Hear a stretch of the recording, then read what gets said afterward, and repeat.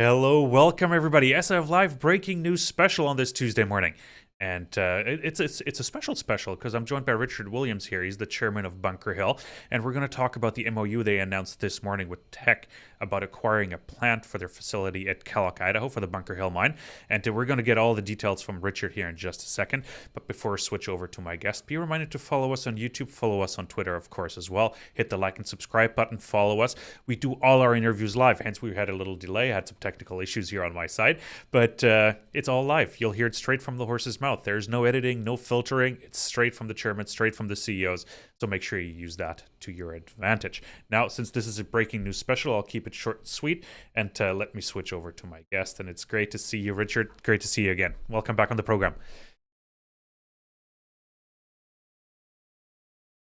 Yeah, not too bad. Not too bad. Could always use a couple more weeks of winter break and vacation, of course.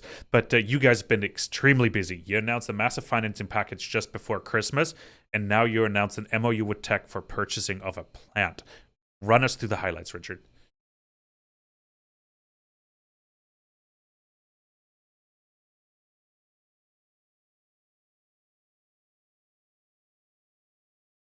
There's always a very quiet time for the market. The team, David Ween, Sam Ash, Bradley Barnett, and myself, working with Sprott Streaming and Resource Funding.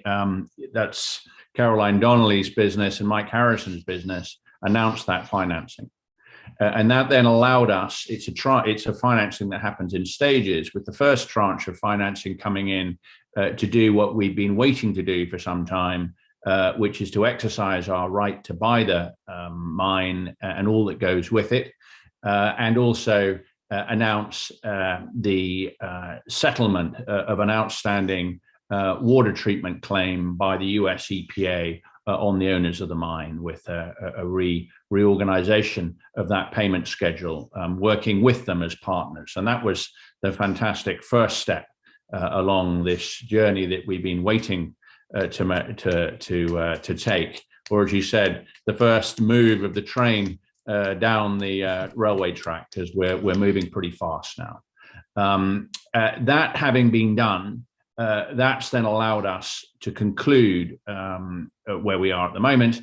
The discussions with Teck for the purchase of the Pend Oreille processing plant, which is very local to Bunker Hill, which we announced this morning. And you'll see on the announcement, $2.75 million worth of cash, or $3 million with a small mix of cash and shares, depending on which we decide on, with definitive documentation being concluded by March. So we're moving very quickly with them.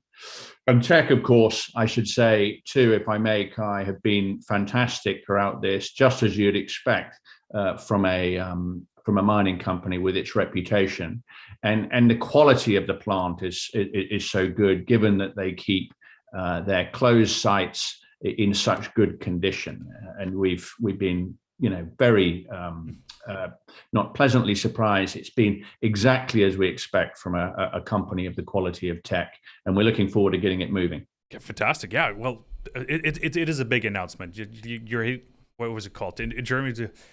You're hammering the nails on the head. Like you're really just plugging along. But what are you exactly buying now? And I really want to figure out, like, how does that fit into your PA plan? And of course, can you fit the mill underground? Yes. Well, that's a good question, Kai. I mean, look, we when we did our estimate, and for those that have read it or have reviewed it, of the economic value of the mine, the first bite of the mine, should I say, and that first bite is those reserves that were left behind by the owners of the mine when it was shut in 1980, 1981. These were, in the nature of the day, what they called SEC accredited reserves. And the mining company at that time was, one of the leading mining companies in North America. So these were very high quality reserves. And when we first came to this property, notwithstanding the challenges of building a partnership with the EPA and not owning it and so on and so forth, the first thing we wanted to do was to see whether we could bring those reserves, as they were currently classified, into a resource classification, and then ultimately elements of them to reserves, so we could get the mine into production. And just to remind you, the mine up to a certain level is full of water, but above a certain level, it isn't. And the infrastructure that exists right now would allow us to drive today, if we wish to, rubber-tired mining equipment straight to the first stopes to start mining. And so the reason I sort of give you all that context is the PEA that we've come together with, that we've issued to the market, is designed to give ourselves and our investors and all stakeholders, including the EPA, a view of the value that can be created from mining those historical reserves in a staged way, starting with the area above the water table, and then as we dewater, moving down. But when the mine was shut in 1980, to remind everybody, and the large environmental cleanup happened, they removed not just the smelting operation that had been causing so many environmental problems, but they also removed every element of the processing facility. So we had a mine with great infrastructure and great data, but no processing plant. And sitting here right now, looking at miners of our size and larger and even smaller in some cases, looking to try and buy processing capability in the market with its very tight, supply chains is an exceedingly difficult thing to do. So as part of our studies, we looked to see in two instances where we could put our processing plant within the existing infrastructure. And we have two options, one of which is underground and one of which is on the surface. And a third is a blend of the two. And we are conducting the studies at the moment, which you'd expect us to conduct, between completing a PEA and making a construction decision based on a PFS. And we're looking at doing trade-offs at the moment as to whether this crushing, milling, and flotation circuit, along with all that comes with it, is going to be best placed on the surface in an existing building, underground in an existing voids, or blended between the two. And those trade-offs are happening as we speak. And clearly there's many advantages to having it underground. That shortens the distance between the mine face and the processing plant. And there are some advantages in having it on the surface as well, given the ease of construction and the space that's available. And either suits us right now. But critical that I'd like to sort of point out too, Kai, to you, is our tailings solution, which has been really useful in terms of our planning. Is that with so much space created by 100 years worth of mining, with all the mining voids that existed, we're intending on putting, if not all, certainly the majority from a life of mine perspective of our tailings underground, that which isn't used for paste fill. So to answer your question in a very long-winded way, but for those who are listening in, to remind them that moving from our PEA to our PFS requires us to finalize that processing solution. And this purchase of this mine, this processing facility allows us to do that. And it will have what we would judge to be some positive economic movement as a result of our capital estimates done in the PEA to obviously the PFS, because now this plant is available. We know exactly what it is, and we know where the options as to where we're going to put it in the mine. Yeah, well, it looks like you can save quite a bundle of money as well. So $20 million was originally budgeted for process plant and installation. Looks like you might get away with $3 million plus moving costs and setup costs, I'm assuming.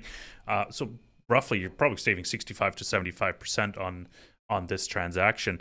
A couple follow-up questions to that, though. How is this acquisition or the MOU affecting the timing of the PFS? Are you still on track for that, or does that change anything internally? I'm sure it was factored in. No, we're completely on track. And again, I just want to sort of commend Teck. They've understood what our timeline is. They're very excited by what we're doing. It solves challenges for them. And it's, we're all on track to, conclude our assessments and issue that to the market early Q2 would be what I would say is the timetable that we're working towards. We may be able to get in earlier, but so end of March, early April is really what we're aiming for. I think now that PDAC has been moved, you don't have to wait till June, right? For later PDAC to be into announcing things. No, it's going to be interesting. PDAC in the summer, it's going to have a totally different feel to it. Just to remind you, Kai, 2 years ago at PDAC, it was where Sam and I both, having studied this in some detail, really jumped into bunker, and so the PDAC milestone of the winter PDAC of 2 years ago was the launch point for the team. Fantastic, yes. So good memories there. Got a couple more follow-up questions for you, actually, things that jumped out to me in the press release, and one of them is personnel. So Teck kept a team, obviously, on the ground maintaining the mill and the plant facility. Are you acquiring that team as well, or do you have to train your own staff to run the mill?